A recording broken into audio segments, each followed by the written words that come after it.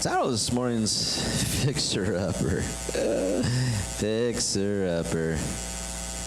You know, when I was young and more broke, I only could afford used cars. And when you're younger and you only can afford used cars, it's okay if you're a mechanic and you know how to fix used cars, right?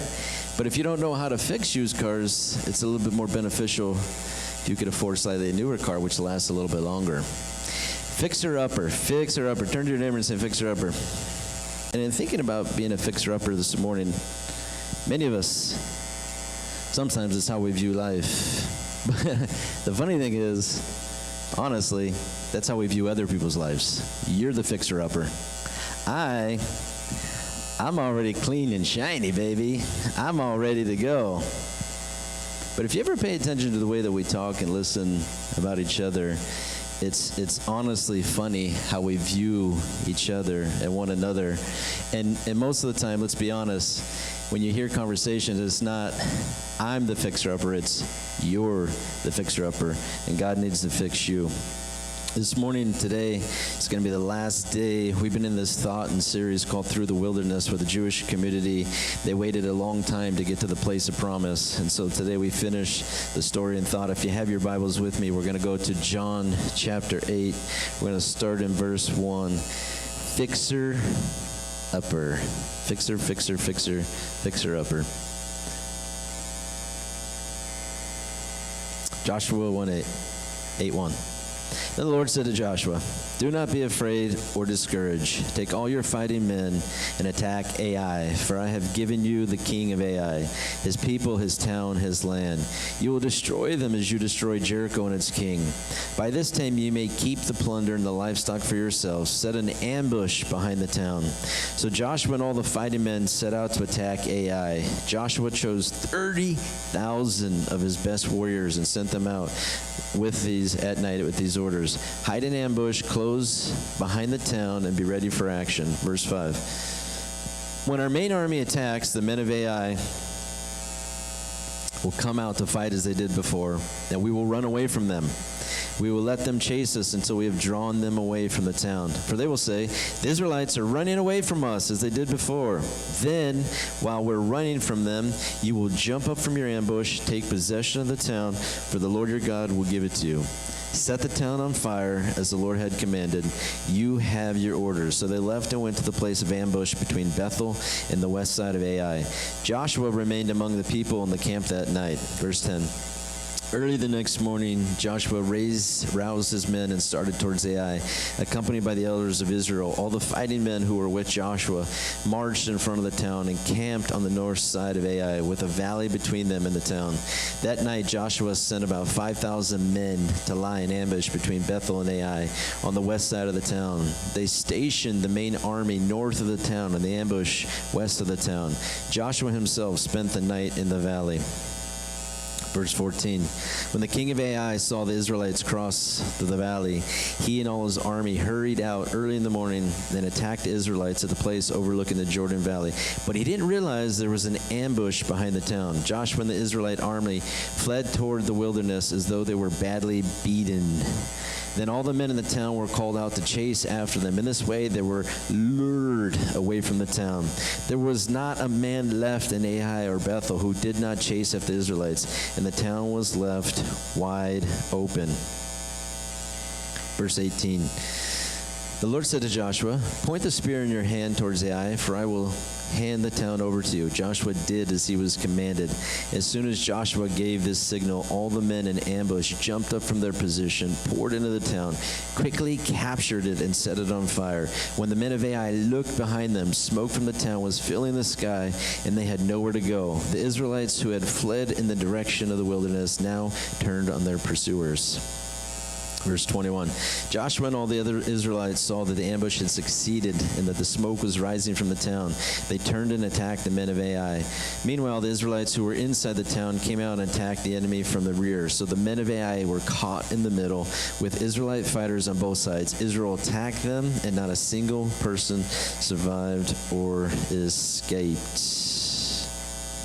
Crazy story. This morning, if you were here last week and you saw last week's story, it was the men of Ai defeated the Israelites. The week before that, the men of Israel defeated the town of Jericho. How did they defeat the town of Jericho? God told them, you're not going to go out with your bazookas and your cannons and your tanks this time. You're going to go out around the city, and you're going to march with trumpets. You're going to march with the Ark of the Covenant. You're going to walk around the city for 6 days, once a day. On the seventh day, you're going to walk around 7 times. You're going to blow the horns. You're going to shout. The walls come tumbling down, and you rush the city. They had a massive defeat of the city of Jericho. Secondly, they get into the city of Jericho. God said to them, don't take a thing. Certain things belong to go to the house of God. Don't take anything for yourself. There was one man. Turn to your neighbor and say, yes, it's always one man who screws it up. One man who saw a fancy robe, saw silver and gold, kind of like me seeing that $160 in the ground, grabbed it, took it, went home, buried it in his tent. He took what didn't belong to him. And because of one man's sin, 36 men died. Because of one man's sin, this man caused Israel to be defeated by Ai. They didn't pray. They didn't seek God. They didn't ask for help. They just went out. They thought they're going to go take on Ai just like they did Jericho. No problem. We got this. And they were defeated. But they were defeated because of sin. And they were defeated because one man sinned. And one man sinned. The problem with sin is it doesn't just affect us. It affects everybody in the neighborhood. It affects everybody in the neighborhood. One person's sin can affect every single person that is in your life, directly and indirectly. Sin is a killer. Sin destroys. Sin hurts people. All through the Bible, beginning and end, sin is bad. So what did they do? They got rid of the sin. They dumped the sin. They got rid of the rebellion. They got rid of the stuff that was stolen. And then God spoke, and he speaks to Joshua, and he gives us this plan. And you know what I love about this? This is crazy. He gives him a very specific battle plan, not complicated, easy to understand. I, God, will give you victory. This is what you need to do. And so for this community, we see that they've been through the wilderness. For this community, they've been through the wilderness. They spent 39 years in the wilderness traveling, circling, traveling, being hungry, being thirsty, fighting, beating each other up, wrestling in the mud. I don't know, sounds fun. They spent 39 years. 39 years. They were afraid. They were worried. They were rebellious. But you know what the biggest thought of 39 years was? I want to go back to Egypt. I'd rather be a slave. I'd rather be a slave. I'd rather be a slave. This morning in our opening text, we read about a guy who for 38 years was sick. What was the first question Jesus asked him? Do you want to be made well? Do you want to be made well? They spent 39 years complaining and arguing, and what? I want to go back. I liked my old self. I like how I used to be when I was 15, but now I'm 30. I don't like how I am 30. I'd rather be 15. I don't like the town I live in now. I like the town I lived in 20 years ago. If you notice, we as people, our mindset sometimes can always go, I want to go back. And so this constant thought and complaint of going back spiraled them through the wilderness for 39 years. And they get into their place of promise. And how many of us know sometimes life, no matter how perfect we want it to be, how many of us have ever been around weddings? And how many of us have seen people who spend days and moments and so many time planning wedding days because they have to be what? Perfect. And then how many of us have seen one perfect wedding? There's always some kind of hiccup. There's always some kind of in-law who gets crazy, right? There's always something that goes wacky, a sibling, a brother, a cousin. There's always something that goes wrong, no matter how much time people put into making the perfect moment. Sometimes this is how we plan our life. We want our life to be spotless and clean and perfect. And even for the Jewish community, when they got into the place of promise, this was something that they were told. Can you imagine being told over and over and over again, this is for you. This is perfect. It's beautiful. It's got all the bells and whistles, milk, honey, all the things that you would need. Everything. But just because they finally got there did not mean that life was perfect. They still had to remember the morals, the character, everything that they'd learned in the past that taught them the lessons that they went through so that they continued to thrive in this place of promise. For me, it's sad because how many of us see friends and family who live just hard, defeated lives at times? How many of us know people, it seems like everything that they do sometimes and everything that they go through is hard. 1 out of 25 people deal with mental toughness. 3 out of 10 people deal with depression. 52% of Americans feel lonely today. 1 out of 25 deal with mental tough issues. 3 out of 10 deal with depression. 52% of Americans say they feel lonely. So that's 1 out of 2 people in our planet in America who said they feel lonely. There are Americans, there are people in this planet who are living and feeling a defeated life. For the Jewish community, we see defeat and we see victory. And the reasons for being defeated, we know what they were: sin, rebellion, and ignoring God. And if we do those things too, if we choose sin, if we choose to be rebellious, and if we choose to ignore God, we're going to live defeated lives as well. No matter sometimes how much we want to ignore the truth, truth is the only thing that sets us free. And it is a choice that God gives us every single day. You can be defeated or you can have the victory that I promise and that I have for you. Do you want victory or do you want defeat? Jesus, remember, one question he had for the man 38 years, are you sure you want to get well? Because there's people who don't want to get well. They want to be defeated. They want to live lonely. Sometimes when you live lonely all your life, you get used to it, right?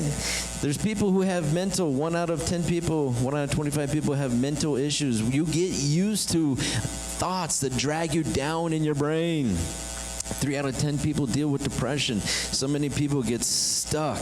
The biggest issues that people face in America, number one is the mental health issues that people have. Self-esteem, having a hard time communicating. How many people in our world, they know what they want to say. They're feeling it. They just don't know how to communicate it properly. Grief, mental, physical fog. Academic, financial stress. I don't know if you've felt that before. And a big one that bothers people today that make them feel defeated, I don't feel the amount of money I make is fair compared to the amount of money you make. There's many people in our world. These are the struggles. These are the things that cause people to feel defeated today. Mental health stuff, self-esteem, unable to communicate, so much grief in my life. I have a fog mentally, and I feel like I'm walking in fog all the time, a physical fog all the time, academic or financial stress, and it just bothers me every single day. And it just bothers me that I don't make as much as you. These are the things that bother Americans today. Defeated. And so many people today live in a defeated life. And the sad thing and the tragic thing is, see, spiritually, many people, we're feeling like this is the life we're living, man. We are living it up. We are on easy street. I'm living good. Spiritually, this is how I look. But sometimes, that's not how it really is. Sometimes, no matter how good we think and feel we are, there's some stuff in the trunk we haven't dealt with, and it's causing the house to collapse.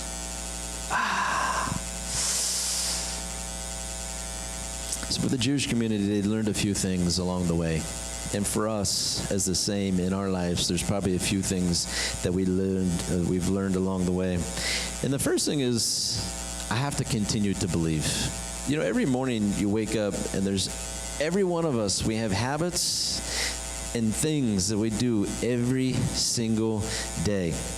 And the first thing that we have to do as believers to have those keys to living a life in victory every single day, it starts with faith. It starts with believing. believing that what I see, it was created out of nothing. God says, I spoke in Genesis 1. I spoke the world, God, into existence. The stars, the sun, the moon, light. God is the creator. It starts with faith in God. It starts by believing. Everything starts with believing. And once you believe, as that believing, as faith grows in every one of us, it should cause what? A response. I can say I love you, but if I don't ever do anything nice for you, if I ignore you, if I shoo you away, does it seem like I love you?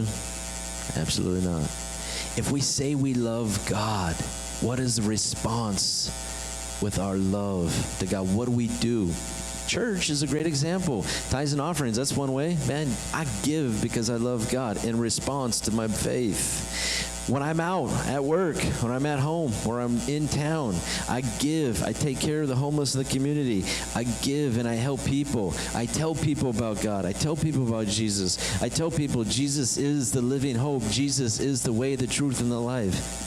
I tell people Jesus is the resurrection and the life. I tell people Jesus is the only one who can honestly heal these broken bodies. I tell people the good news. I tell Jesus in response, all to my faith. Second key that we see the Jewish people learned in this community is learning to wait for God's direction. They took down Jericho, walls that were tall, walls that were wide, by simply marching. Secondly, they went into a battle that God didn't give them any direction for, and they lost it badly. Their third battle in the promised land, God then gives them specific battle instructions, and what happens? They walk out with victory in their hands. God told them, you're going to set an ambush. You're going to walk in the front, but then those who walk in the front are going to run away. There's going to be people around the backside, and they're going to hide. And when the men chase those run away, you're going to go in and you're going to take the land. God gave them, this happened thousands of years ago, and God has given these men in the story, in the army, very clear-cut battle instructions. How many of us every single day could be faced with a bill we can't pay? How many of us know someone who's sick, who doesn't seem like they're ever going to be made well? How many of us we know all the defeated Americans and what they're going through with depression, anxiety, and mental issues? How many people do we know that are suicidal and we have no idea that they're even suicidal? How many of us living and facing tough situations and know somebody? It's a guaranteed fact. Someone in our direct circle in life that we're going to see is facing something. But if we don't learn to wait and listen for God's battle plans, it's hard to be that person. It's hard to give someone an answer when you're not waiting and listening for God to give it to you. We saw Jesus heal a man who was sick for 38 years. He didn't have to pray for 5-10 minutes. He didn't have to do a dance. He didn't need to walk around in a circle, do anything funny. What do you do? Be healed. Bam. Done. Healed instantly. If we could learn to wait and listen for God's direction, we could be a lot more helpful to people in our lives. God's battle plan. We know Isaiah 55:9. God says, as the heavens are higher than the earth, my ways are higher than your ways, and my thoughts are higher than your thoughts. God has so many words and thoughts that are bigger, that are grander, that are ginormous compared to the ones that we can think even in our own head. Look at us. How many of us have become trained and skilled in learning how to do something? We've become mature adults. We're all mature and we're so smart and intelligent. But even with as much as we've learned in our lives, could any one of us this morning walk up to a person with cancer and just know how to cure them instantly?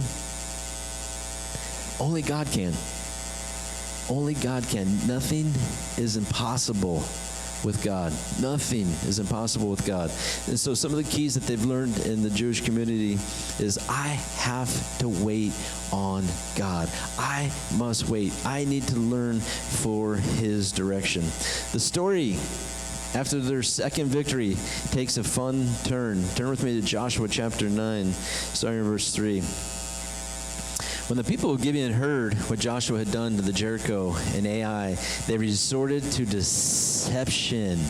Ooh, turn to and say, I hope you don't ever turn to deception. To save themselves. They sent ambassadors to Joshua, loading their donkeys, weathered saddlebags, old patched wineskins. They put on worn-out patched sandals, ragged clothes. And the bread that they took with them was dry and moldy.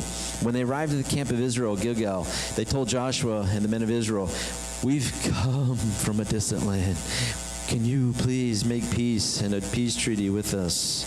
We're going to skip down to verse 12. This bread, you could see it was hot from the ovens when we left our homes, but now you can see it was dry and moldy.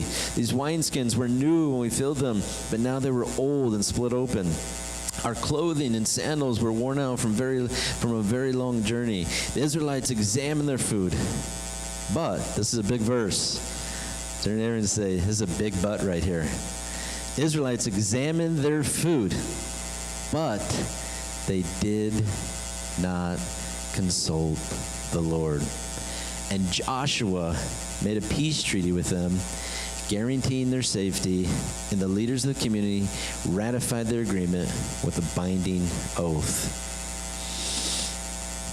They defeat the people of Ai. As soon as they defeat the people of Ai, guess what happens? The neighbors get scared.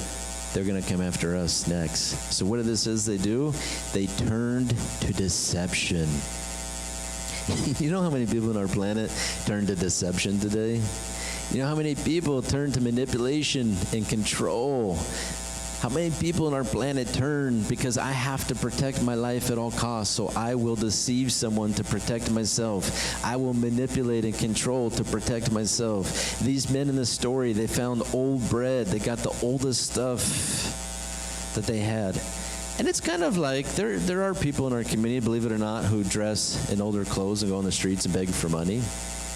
There are people who are out there and they want to deceive us so that we give them money. There's people who make $1,000 a day standing on the street. It's a good job, right? You make $1,000 a day. How many of us agree? $1,000 a day, it's not bad. But some of them do it deceitfully, wanting to deceive other people so that they can try and better themselves. And it's a common trait, unfortunately, in human nature that goes back a long, long time. I'm going to deceive you so that I can protect or take care of myself. We have to be careful and guard our thought life at all times, because at any given point in time, we can turn to be a deceitful person. We could turn and do something and lie. Last Sunday, I could have took and swooped up that $160, and everybody asked me, I have no idea what you're talking about. Sometimes we go through places and we're given extra food. Again, hallelujah. There's times I've walked out of Walmart and I've not paid for stuff. And then I go back in, I'm like, I forgot to pay for this. What? What are you doing? Why? Well, I didn't pay for it, and I need to pay for it. God watches, even though we don't think sometimes others are watching. Just because you may end up with an extra burrito in your pack does not mean that that burrito was for you. Just because you end up with an extra $500 that was on the ground doesn't mean that it belongs to you. Sometimes we take because we think it's there for the taking. God watches your heart. And God watches every single thing that we do in every single situation. Do they lie? Do they cheat? Do they steal? Are they continue to have high moral and character no matter where they go and no matter what they do? Do they ask for forgiveness? Because all of us are broken. We all make mistakes. No matter how good and perfect and clean we think we are, we're all broken. We all make mistakes, and we must say, God, forgive me. I screwed up. And get back up. God, forgive me. I screwed up, and get back up again. Jesus said in Matthew, similar to what we just read, Matthew 7:15, Jesus said, beware of false prophets that come disguised as harmless sheep. but really they're vicious wolves. You can identify them by their fruit. That is, by the way they act. Can you pick grapes from thorn bushes or figs from thistles? A good tree produces good fruit, and a bad tree produces bad fruit. A good tree can't produce bad fruit, and a bad tree can't produce good fruit. Every tree that does not produce good fruit, it's chopped down and it's thrown in the fire. Just as you can identify a tree by its fruit, you can identify people by their actions. So the men in the story in Joshua, because they were afraid for themselves and their families, they turned to deception. Because they turned to deception, you know what became of them and their ancestors? They became slaves.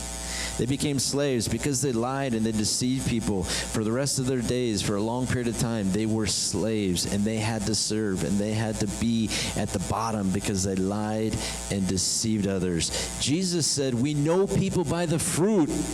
And I don't know about you, but sometimes we as people, we like people who their house looks so clean and shiny, and the way that they talk, it sounds so clean and shiny. But really, honestly, if you were to look at their house, it doesn't look so nice. There's many people who put on the image. We want to put on the image. I look right, I dress right, I sound right. The image. Jesus said, you know people by their fruit. What was the fruit that Jesus had when he was here? Let's see. He sacrificed his life. He served people. He got down on the ground and washed stinky feet. Jesus loved and was compassionate to lost, broken, hurting people. Jesus gave. That's the fruit that Jesus said to the disciples, follow me, that I want you to have. That's the same fruit that he wants us to have. How do we make a difference in the world that we live in? We follow in the footsteps of Jesus. How do we make a difference everywhere that we go and everything that we do? How do I make a difference? I have to follow in the footsteps of my Maker. I have to follow in the footsteps of the one who created me and gives me life. I have to follow in the footsteps of the one who died and bore his life on a cross, Jesus Christ, who was whipped and beaten and tortured and became the sacrifice for my sins so that I can go to heaven, so that I can get out scotch-free, so that I can be clean and whole. Jesus was whipped and tortured so that my body can be made whole and healthy. This is the one that I should follow after. This is the one that I am meant to follow after. But Jesus said, you know by their fruit. What kind of fruit does your life produce? What kind of things do people say about you? What are the things? When we think about fruit, there's oranges, pears, apples, bananas. Apples and bananas I like to eat. There's so many things. Fruit that we like to eat. It's considered somewhat healthy. Strawberries. But it's not important as to know what fruit I like to eat. It's what kind of fruit am I producing? What am I producing? And there's days, like all of you, I have bad days, and I produce some bad fruit. And my kids see me being angry and mean and grouchy. And there's other days where it's good days, and they know that Dad is a good man and a great dad, right? Just like all of us in here, we have good days and we have bad days. But overall, what is the fruit that is produced from my life? And that is one of the greatest questions. The Jewish community, as we see, they got through the wilderness, into the place of promise. Why? Why? All their lives, their whole story, the Bible, is so that we today could have the good news. God picked them, and they're special, absolutely. God picked them to be a people to show the world who he is. And because of their story and because of what they went through, we can learn, we can absorb from their story. We can see what leads to defeat. What led them to defeat, it leads us to defeat as well today. We can be like the man in the story, 38 years with crutches. I don't really want to get made well. I have to get to the pool first to get healing. I missed it again. I don't really want to get up. I don't really want to try. I don't really want to get up early today. I don't really want to do this. How many of us know? How many of us have ever talked about losing weight, but then we don't ever exercise or diet? We as people, we love to talk. But it's not in the talking that makes us who we are. It's in our actions. And it's in our actions this morning, and it's in their actions that we learn from how not to live a defeated life. But we see the keys to living a life of victory, that it starts by believing. It starts by waiting on the directions of God. It starts by listening and knowing how to hear the word of God. It's one thing he left out there. There's a lot of things in life we have to fight through. But the thing that God put us here to do is to fight the good fight. Apostle Paul, speaking to Timothy, he said, fight the good fight. It wasn't put up your dukes, baby. That sounds good. There's one thing that these men and women who do get to that spot of success, in athletics, there's one thing that every successful athlete gets. Yes, may have been born with some physical talent and ability and strength, but they still had to work their butt off to get there. They had to put in a lot of sleepless nights to work, to stay up late, to study, to look at different things and how to improve and get better. Successful people all get the mindset. It takes learning how to fail and get back up again. Apostle Paul, speaking to Timothy when he said, fight the good fight, it wasn't just fighting people, but he was saying, you must fight for everything God has for you. He understood. As a man, Apostle Paul was a crazy individual who was born blessed, a good life, good family, good schooling, the best of the best schooling. He became a trained person in the ways of the law, the first 5 books of the Bible. But he was so radical, Apostle Paul.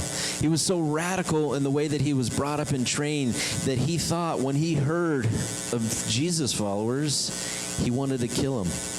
And he thought that he was doing God a service when he heard about Christians. If I kill these people, I'm doing God a service. And so Apostle Paul set out to arrest Christians and to kill them. His name was Saul, and then became Paul, because God knocked him off his high horse.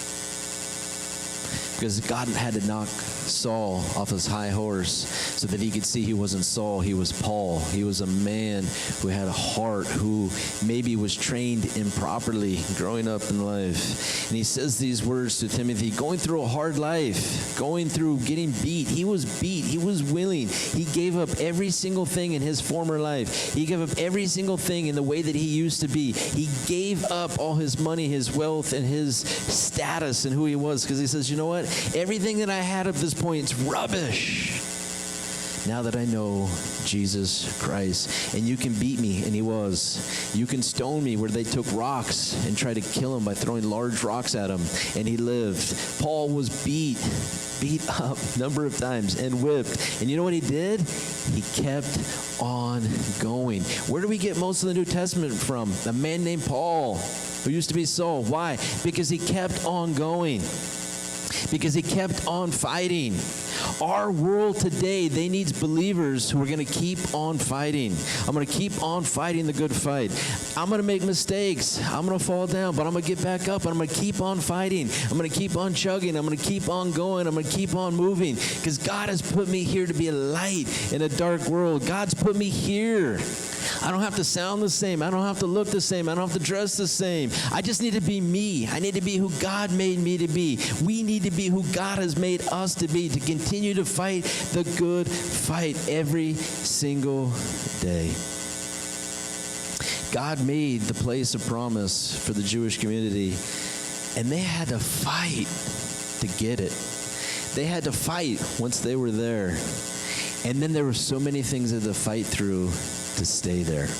There's a fight to stay in the life of blessing.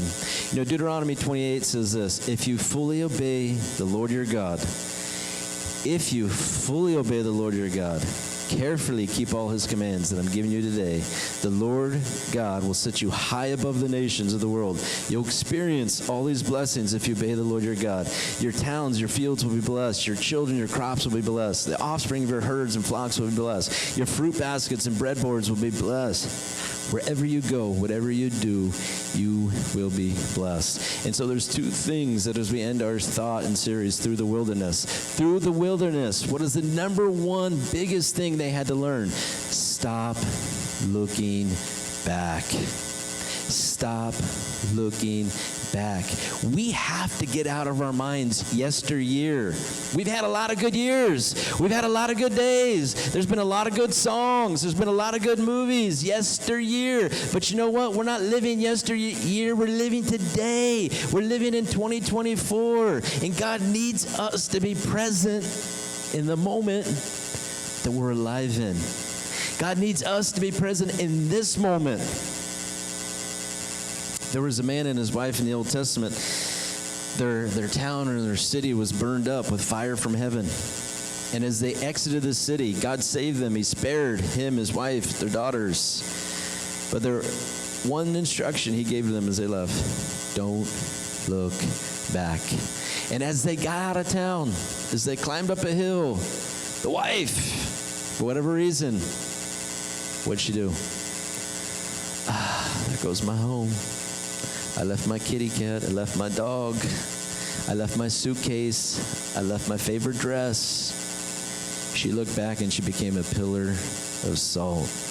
One of the things in 39 years over and over again that God had to teach the Jewish people: stop looking back. You need to look ahead. I don't know how many years and days I have left. I don't know how many years and days you have left. But what I do know, that this world is in the hands of God. That this world, our life, are in the hands of God. And while we're here and while we're alive, there's still work that needs to be done. And if I keep looking back, who I used to be, who I used to be with, if I keep looking back, the things that I used to like, man, when I was a kid, I used to drink Mountain Dew every single day. I can't do that anymore. And now it's coffee, but it's only half the day. But as a kid, I loved Mountain Dew. These bodies, as we've learned, the older you get, you just can't do what you did as a little kid. Things happen and things change if you continue to drink a 44-ounce big gulp of Mountain Dew every day into your 40s, 30s. Life progresses. Life advances. But for some reason, for humanity, many of us get so stuck in looking back. The good days, the good old times. And you know what's funny? The good old days and times, we think it looks nice and pretty like this, but honestly, it's really like this. If you can change your perspective this morning to see that what you keep looking back to, it's nothing but a dumpy shack. It's not there. It's not what it used to be. Look ahead to what God has for you. Look for his best. Paul said it to Timothy like this: keep fighting the good fight. Every day you wake up, it's going to be a battle today. It may be a small battle, maybe a big battle. But whatever I face today, God, I pray you go with me. I pray, God, you help me. God, show me that when I help and when I bump into somebody else, if they're going through a battle, give me something to give to them. God, help me today no matter what I face. Isaiah 43:18. Forget the former things. Don't dwell on the past. God says, I'm doing a new thing. And the problem is, in doing a new thing, sometimes we can't see the new thing because we're stuck on the old thing. I can't see what God wants to do. I can't see what he's saying. I can't hear it because I'm so stuck on yesteryear. God's doing a new thing. When you give your life to Jesus, what? We're a new thing. When you give your life to Jesus, we become what? New creations. New. Forget your former things. Don't dwell on the past. I'm doing a new thing. Paul puts it this way, Philippians 3:13. Brothers and sisters, put up your dukes. I've not achieved it yet, but I focus on one thing. I forget the past, and I look forward to what lies ahead. I press on to reach the end of the race and receive the heavenly prize in God through Christ Jesus, which is calling us. I do one thing, forget the past. If this man who penned most of the New Testament, what is the one thing he wants to leave us with? He says he focuses on one thing. What? Forgetting the past. How much of our past is still alive in our present? How many thoughts, scars, wounds, tragedies, mistakes, guilt, shame, still right here in the present? And what did God say through Isaiah? Stop dwelling on your past, because I want to do a new thing. Get out of the wilderness. How do I get out of the wilderness? Stop looking back. God, I'm here in the present. God, I'm here in the moment. God, lead me forward.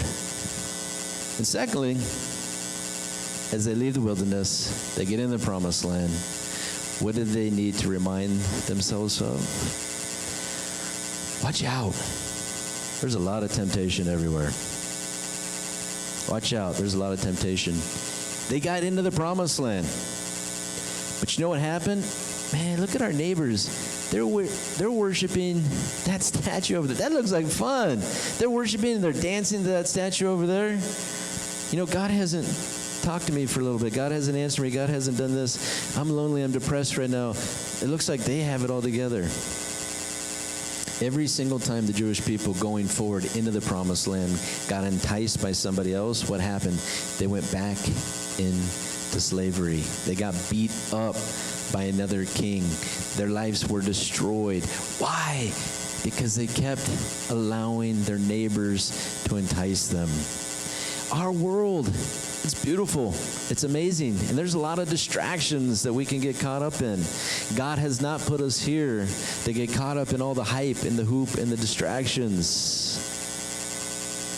What did he say? What did Paul say?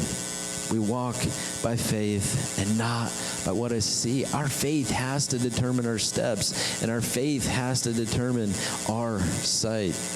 You know, for people in a relationship, for people who are married, sometimes living married means you live looking and viewing people, humanity different, right?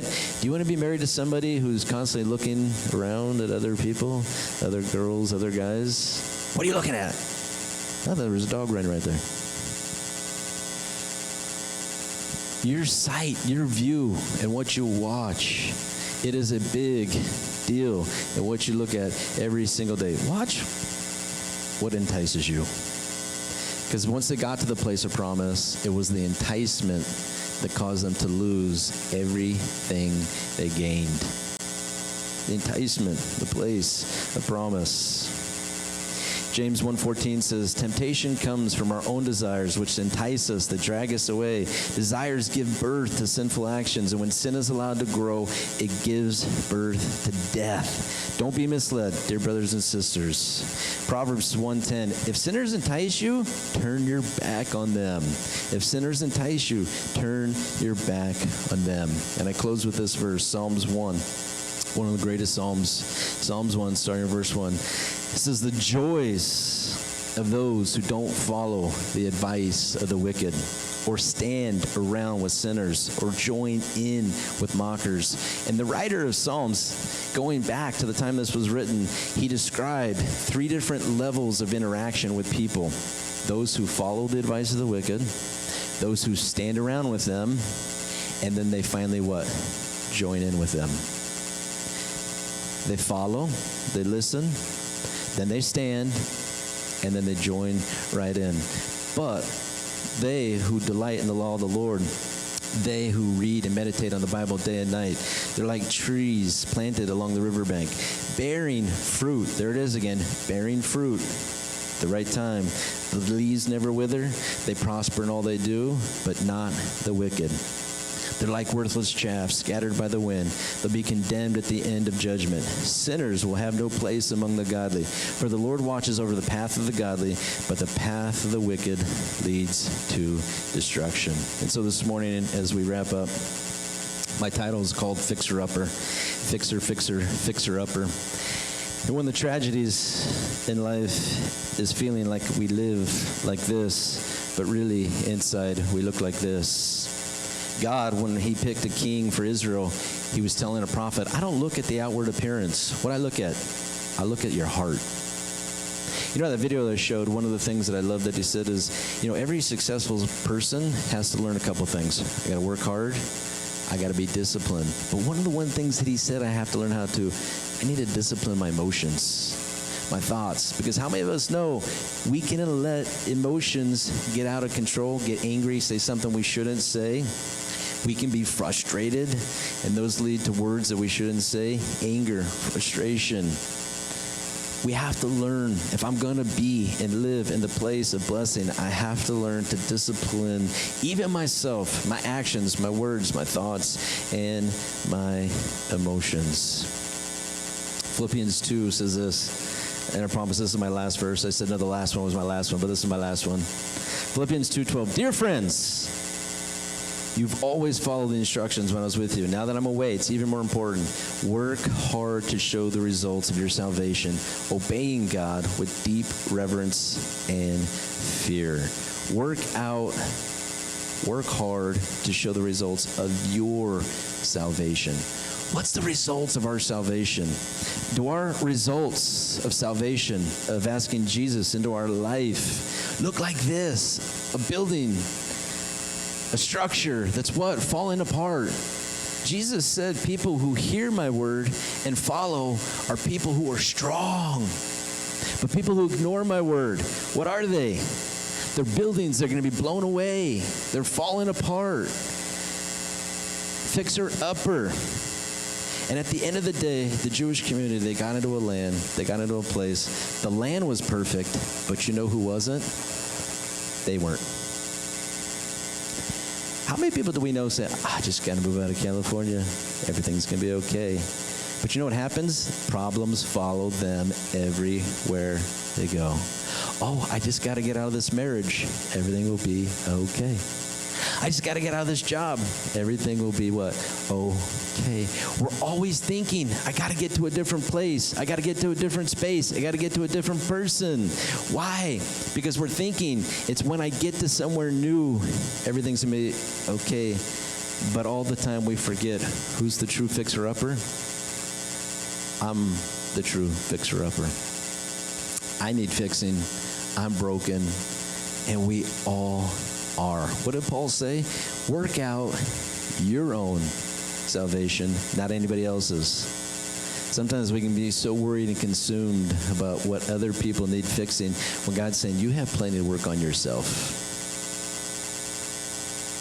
Plenty. And some of us have more than others, right? But we're not going to go there. Work out your own salvation and the results. The greatest thing is that there's good news always at the end of the day. Because no matter what they went through, no matter how many times they failed, you know what happened? God forgave them, and they got back up again. God forgave them, and they got back up again. God forgave them, and they got back up again. And no matter, my beginning text, and I used that story in the beginning because there was a man who struggled for 38 years. But in one meeting with Jesus Christ, he became a new man. And no matter what we're going through, no matter what our friends and family, coworkers are going through, no matter what anyone else on the planet is going through, there's always good news. Always good news in Jesus Christ. He breaks the pattern. He breaks the cycle. He breaks the sickness. He breaks the insanity. He breaks the suicidal thoughts. Jesus is everything when we allow him to be. Let's pray.